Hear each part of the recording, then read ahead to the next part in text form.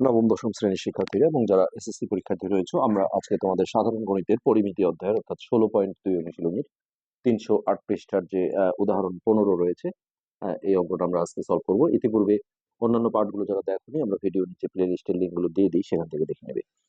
তো এখানে দেখো, সুষম পঞ্চভুজের ক্ষেত্রফল চাওয়া হয়েছে। তো আমরা বেসিক পার্টগুলোতে আসলে দেখিয়েছিলাম যে এই সুষম হচ্ছে যে বহুভুজের ক্ষেত্রফলের দুটো সূত্র রয়েছে। একটা হচ্ছে এই যে এটা, আর উদাহরণ 16 আমরা আজকে করব। এইখানে আরেকটা সূত্র আমরা এখানে দেখব, সেটা হচ্ছে এন গুণন, এই যে এই পাতায় রয়েছে, এগুলো আমরা আলোচনা করেছিলাম আগেই। এন গুণন একটি ত্রিভুজ ক্ষেত্রের ক্ষেত্রফল। তো আসলে কখন কোন ত্রিভুজের ক্ষেত্রফল মানে সূত্রটা আমরা ইউজ করব সেটা ডিপেন্ড করবে। এখানে দেখো, এই যে সুষম পঞ্চভুজ আছে, এখানে মোট 5টা বাহু আছে, চারদিকে সমান বাহু।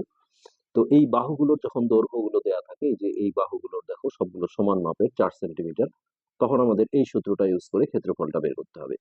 আর যখন এই যে উদাহরণ 16তে আমরা দেখব যে সুষম ষড়ভুজ, মানে 6টা বাহু আছে, 6টা হোক আর 5টা হোক, হ্যাঁ, এক্ষেত্রে এই যে কেন্দ্র থেকে যখন এই কৌণিক বিন্দু মানে এই কোণার বিন্দুগুলো এই এই বাহুগুলোর দূরত্ব দেয়া থাকে, তখন হচ্ছে আমাদের সেকেন্ড যে সূত্রটা এন গুণন হচ্ছে একটি ত্রিভুজের ক্ষেত্রফল। অর্থাৎ এই যে এখানে দেখো 1 2 3 4 5 6টা ত্রিভুজ আছে। তো একটা ত্রিভুজের ক্ষেত্রফল বের করে, হ্যাঁ, এন অর্থাৎ 6 দিয়ে যদি আমরা গুণ করি, তাহলে পুরো আহ সেটা ষড়ভুজ হোক বা পঞ্চভুজ হোক অষ্টভুজ হোক, হ্যাঁ, পুরো বহুভুজটার ক্ষেত্রফল বের হয়ে যায়। তো আমরা উদাহরণ 15 আজকে প্রথমে সলভ করছি। উদাহরণ 15। তো এখানে দেখো, দেওয়া আছে দিয়ে আমাদের প্রথমে যেটা লিখতে হবে যে সুষম পঞ্চভুজের পঞ্চভুজের প্রতি বাহুর দৈর্ঘ্য। তো আমাদের সূত্রে এই বাহুর দৈর্ঘ্যটাকে ছোট হাতের এ দিয়ে প্রকাশ করা হয়েছে, যার কারণে এটাকে আমরা একটু ধরে নেব, যে ধরি সুষম পঞ্চভুজের প্রতি বাহুর দৈর্ঘ্য এ সমান হচ্ছে 4 সেন্টিমিটার।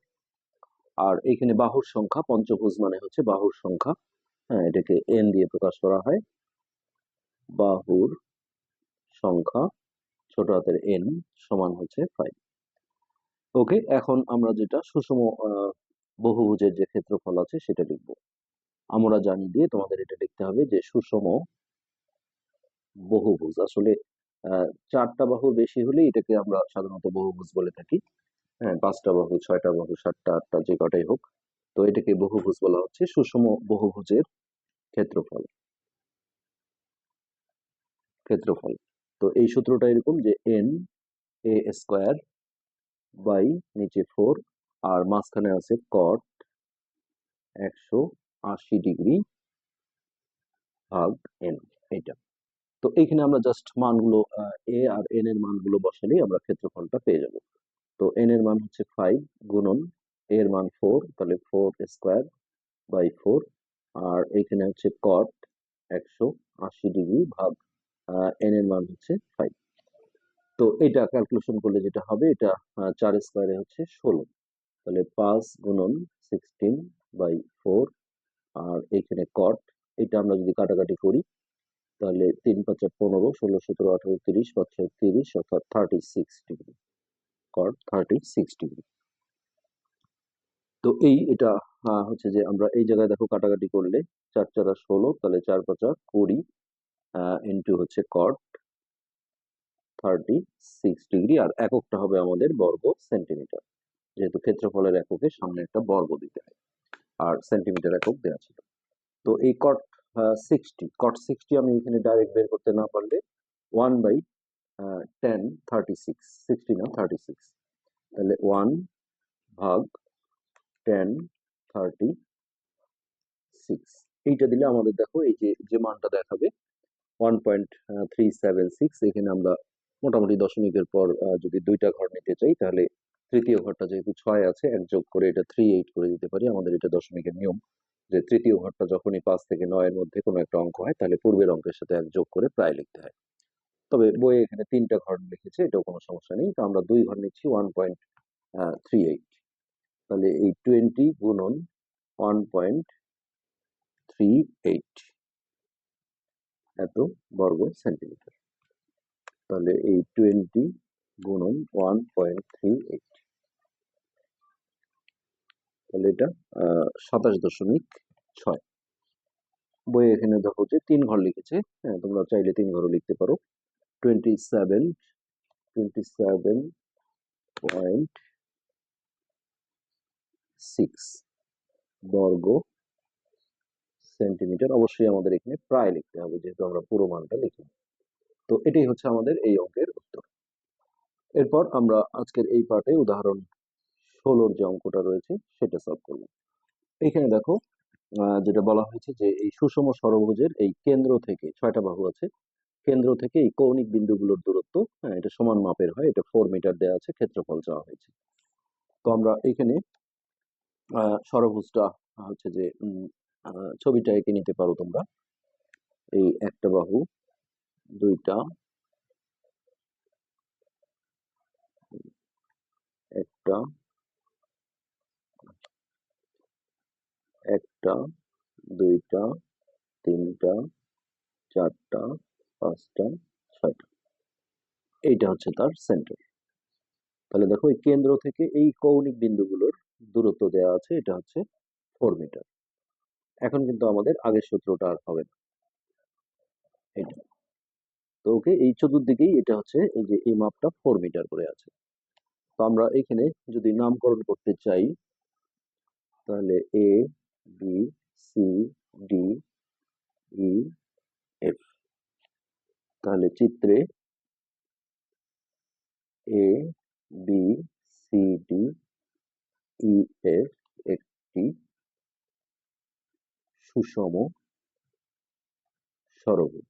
ষড়ভুজ মানে যার 6টা বাহু থাকে, সুষম ষড়ভুজ।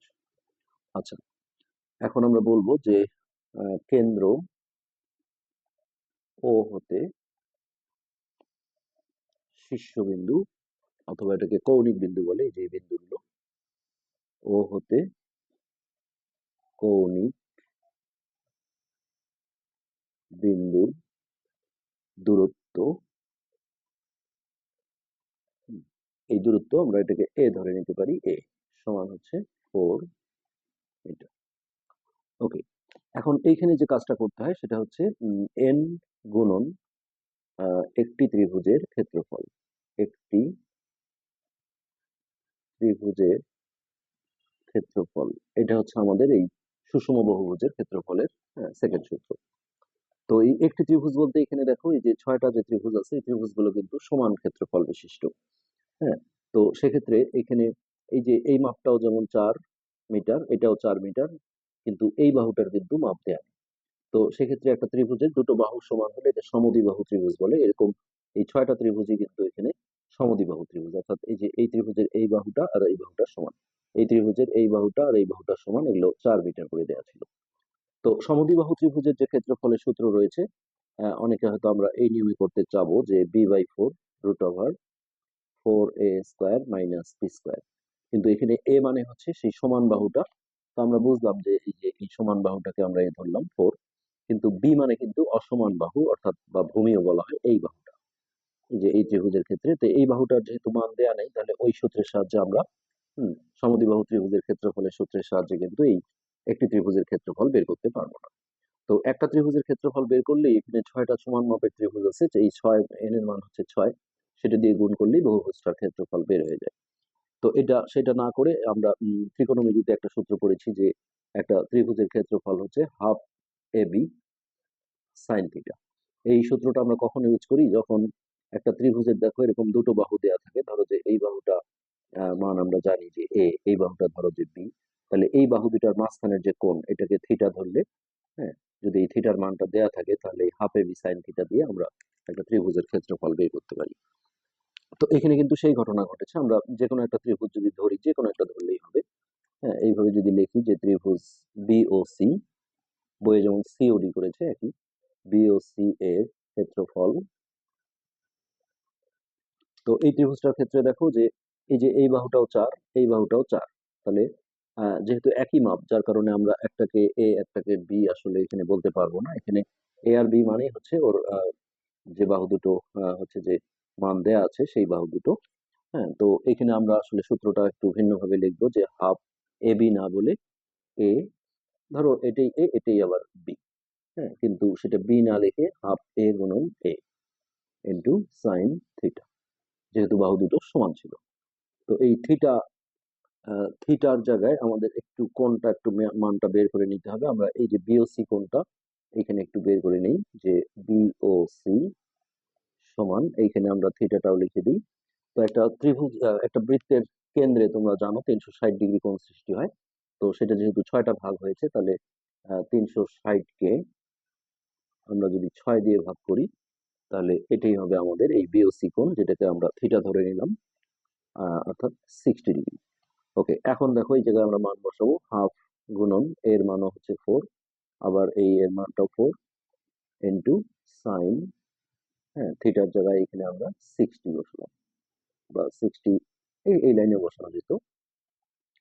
তাহলে এইটা দেখো হাফ গুণন 4 গুণন 4, আর সাইন 60-র মান তোমরা জানো √3/2, √3/2। আচ্ছা, এবার যদি আমরা এটা কাটাকাটি করি, 2, এখানে 2 আর 2 কেটে দাও, তাহলে হচ্ছে 4√3, 4√3। তো এই যে আমাদের ফাইনালি যে বহুভুজের সূত্রটা আছে ক্ষেত্রফলের, এন গুণন একটি ত্রিভুজের ক্ষেত্রফল। এন মানে হচ্ছে তার কয়টা বাহু, অর্থাৎ ষড়ভুজ মানে কি 6টা বাহু। তো এখন আমরা বলবো যে অতএব বহু ষড়ভুজটির বা বহুভুজটির, ষড়ভুজটির ক্ষেত্রফল, হ্যাঁ এটা সমান হবে কত, এন গুণন, অর্থাৎ এন এর মান হচ্ছে 6 গুণন একটি ত্রিভুজের ক্ষেত্রফল 4√3। আর এখানে মিটারে দেওয়া ছিল, সো এককটা হবে বর্গ মিটার।